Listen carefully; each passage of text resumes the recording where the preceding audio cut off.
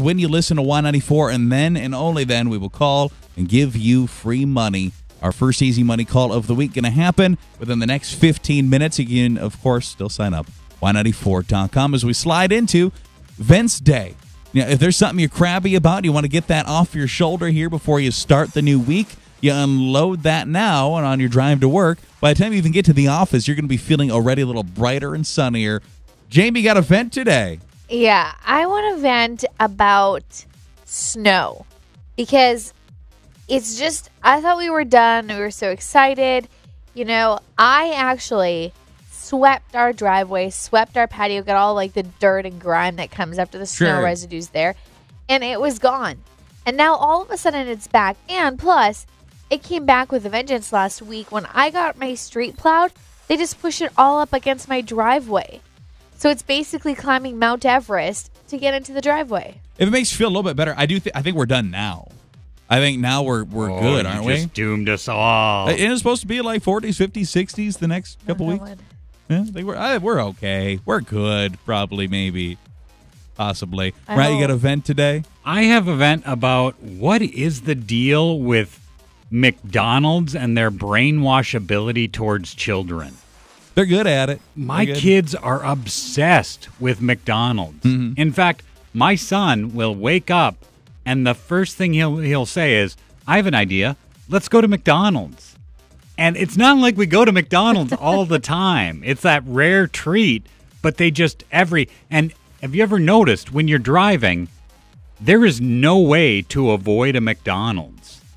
Like even coming back into town, I'm trying to figure out, because I know if we drive by a McDonald's, they're just going to go crazy and want McDonald's. Mm-hmm. But then I'm figuring out, as I'm trying to get off the interstate, like every single exit takes you by a McDonald's. And there's no way to avoid it. They're good. They're well plotted out. They are. And don't take me wrong. I have no problem with McDonald's, but I just don't understand how this has taken root in my children's brains. Yeah. Oh, I feel like you need to bird box them. Blindfold driving down. All right, kids, we gotta blindfold you while we drive. Otherwise, the monster's gonna get you. You don't want the monster to get you, do you, kids? And this is the lengths he goes to not to have to buy a Happy Meal. Your vent today. Hello. Hey guys, I've got something to vent about. Yeah. So one thing that really annoys me is those Live, Laugh, Love posters. Sure. And the T-shirts. And the tattoos and the everything. Oh, and also the Jesus fish tattoos.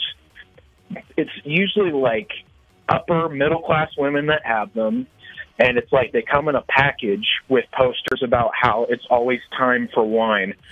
And it's that whole I'm going to live positively in the face of adversity thing. But the only people that have them are people who have no real problems. And it's just gotta stop. I always get out of the kick out of the people that think it's like an original concept where like a young lady will be like, have I ever told you my motto in life? No, Susan, you haven't told me your motto in life. Live, laugh, love. It's on my coffee cup. It's on my wall. I have a T-shirt and I have a tattoo. Want to see? I've always lived my life with these 3 words. Live, laugh, love. Like, I've heard it before. You also saw the decor at Target, huh? Like, she thinks she's basically like a guru now because she's come up with this. Oh, I have some friends that are Susans, and then they also like to finish things off with a bottle of wine for spiritual reasons. Because it helps them laugh. Yeah.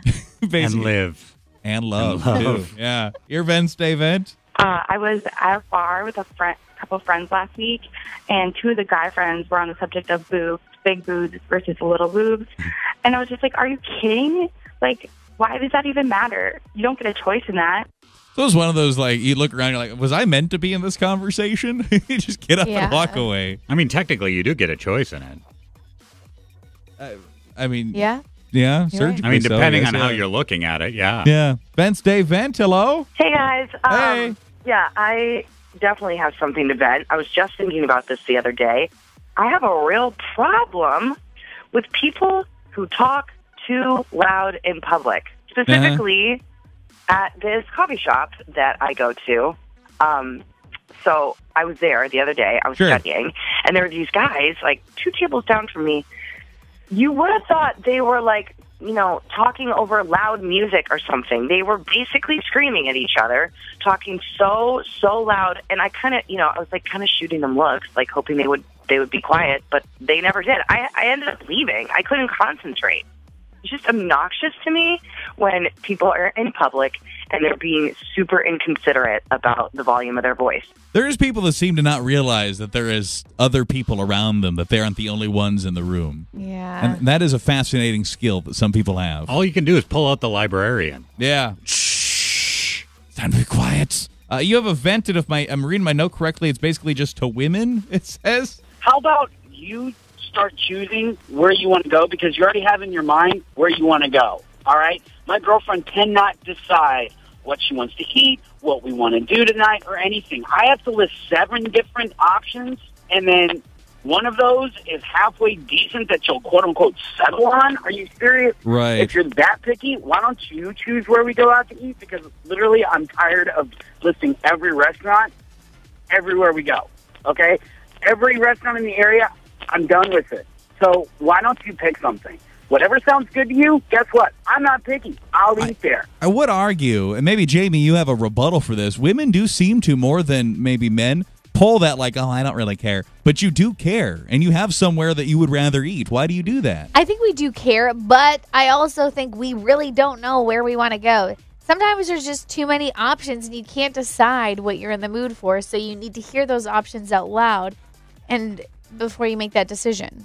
Was there some text events popping in already? Somebody said on your comment of winter being over, I just knocked on all sorts of wood over here. You're welcome, Zero. So Neil said, my vent is that I'm 22, and this weekend I went to look for a car. I found a car that I really like, and now my mom wants me to keep looking because it costs too much. Like, I'm making the payments, and it's what I want.